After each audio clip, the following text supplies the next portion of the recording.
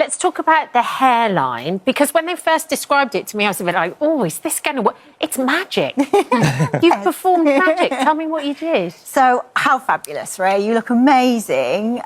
So when Ray came to see me, we were working with looking at his natural density. He wanted to augment his hairline. So SMP was really, scalp micropigmentation, the way forward. So we talked about what we were going to do. We wanted to keep it natural. So we wanted it to be age-appropriate, future-proofed.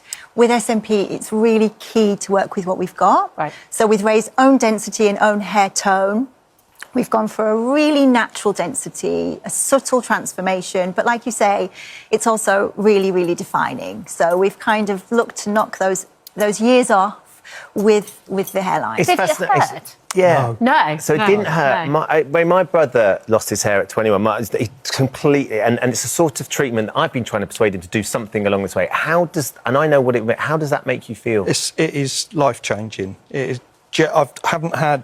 I've looked bald for about 20 years, and this gives me back. My daughter wanted the V shape back that I had in my mid-30s and everything, and that's exactly what we've got.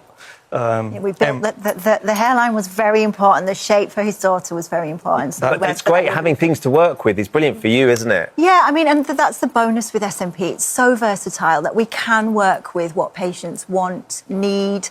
You know, it's a bespoke treatment, what we're doing. So, like I say, the density. And how long will it last? So the pigment that we've used typically will remain in the skin indefinitely, but it will remain visible before it needs a touch-up for 3 to 5 years. Wow. It's great. It really is great. Thank you.